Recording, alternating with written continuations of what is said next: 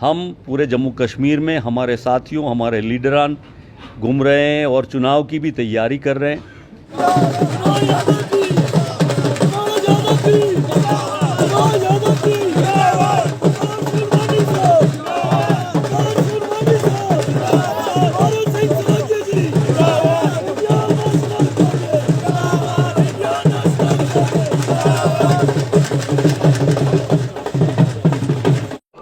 सत्य कहेंगे, सत्य लिखेंगे, सत्य चलेंगे।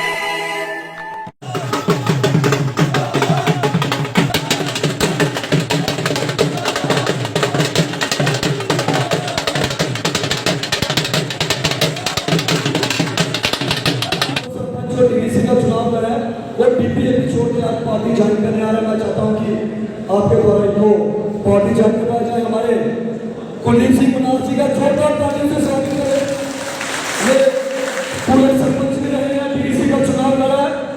ये चाहते थे कि आज हमारे बीच में भरत सिंह सोलंकी जी, मनोज यादव जी भी बैठे हैं और मैं एक बार फिर से इनका हम कांग्रेस पार्टी में स्वागत करते हैं और जोरदार तालियों से एक बार फिर से स्वागत करते हैं।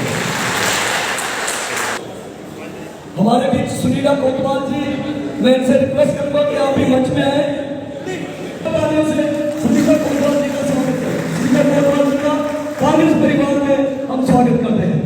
इलेक्शन का जितना वर्कर्स का जितनी नीड से किया जा सके कोर्ट की तरफा डायरेक्शन देना कि सितंबर सारी लीडरशिप आई कमान है देश की ताकि एक वर्कर यार ते सारे जितने मजदूर सारे श्री सुमेश मल्होत्रा जी श्री सारे भरत सिंह सोलंकी साहब, पूरे जम्मू कश्मीर की शान विकास मानी साहब, उनके साथ वो जो और मानव के साथ और प्रेरित विकास मानी साहब के साथ अध्यक्ष में बड़ी खुशी की बात है। थोड़ा सा देखा कि देखिए, पार्लियामेंट के चुनाव के बाद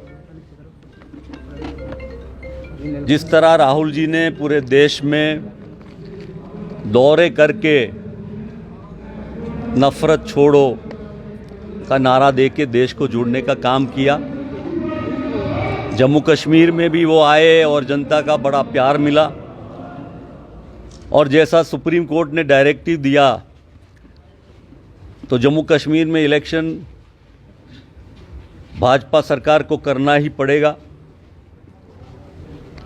तो ये चुनाव की तैयारी के रूप में पूरे जम्मू कश्मीर में हमारी पार्टी, हमारे प्रदेश अध्यक्ष, हमारे ये जॉइंट इंचार्ज और सभी नेता मिलके दौरे कर रहे हैं, लोगों के पास जा रहे हैं।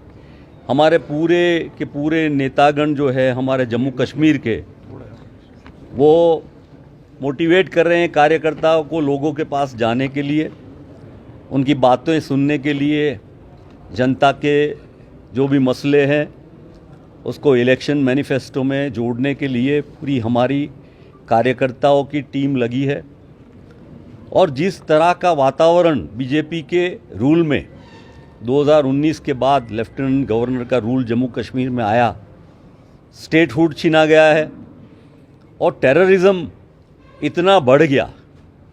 जो वायदे किए थे, प्रॉमिस किए थे, दिखावा किया था, कह रहे थे नॉर्मलसी हो गई, जनता खुश है करके, लेकिन हालात बिगड़ते बिगड़ते इतने बिगड़ गए हैं। और स्टेटहुड तो गया, लेकिन आने वाली सरकार के सभी अधिकार इम्पोर्टेंट जो हैं वो एलजी ने एमएचए की तरफ से निकाल दिए। एक तरफ टेररिज्म, एक तरफ स्टेटहुड गया और जनता के मसले, युवाओं की बेरोजगारी, किसानों के प्रश्न, महंगाई और स्मार्ट मीटर से लेके ज़मीनें छीनने की बातें, बहुत सारी बातें हैं। तो कांग्रेस पार्टी जनता की आवाज़ को बुलंद कर रही है। राहुल जी ने डायरेक्टिव दिया है कि उनको जब सबने मिल के रिक्वेस्ट किया और एलओपी बने तो उन्होंने यही बात की कि मैं पद के लिए नहीं, पर देश की जनता का जो भी मसला है वो पार्लियामेंट में रखने के लिए ये पद है एलओपी का। और उसी के तहत हम पूरे जम्मू कश्मीर में हमारे साथियों, हमारे लीडरान घूम रहे हैं और चुनाव की भी तैयारी कर रहे हैं, जनमत को भी देख रहे हैं, जोड़ रहे हैं और जनता की आवाज़ को बुलंद कर रहे हैं। जिस तरह से देखिए, हमने प्रोटेस्ट किया, आपने देखा होगा, और पूरे लोग जम्मू में देख रहे थे कि कांग्रेस जनता के लिए लड़ रही है।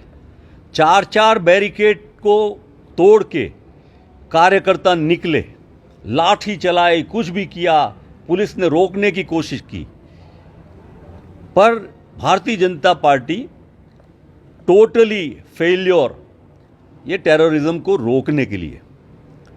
और मारा कौन गया?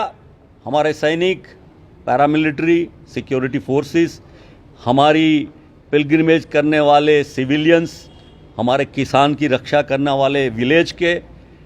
तो ये हमारी पुलिस, आर्मी, सिक्योरिटी फोर्सेस किसके लिए लड़ रहे हैं? तो जनता के लिए, उसके प्रोटेक्शन के लिए लड़ रहे हैं। उसी जनता की आवाज़ को बुलंद करने के लिए हम ये कह रहे हैं कि this government has totally failed. पहले तो टेररिज्म को रोके और स्टेट को स्टेटहुड का दर्जा दे, और ये स्टेट को जो एक्सप्लॉइट करने के लिए इन्होंने ये साजिश की है एलजी के द्वारा, यहाँ के जो रिसोर्सेज हैं जम्मू कश्मीर के, और जनता को दबाने की कोशिश की है। इसीलिए हम जनता के साथ खड़े हैं और इस बार जनता भारतीय जनता पार्टी को उखाड़ के फेंक देगी। यूपी में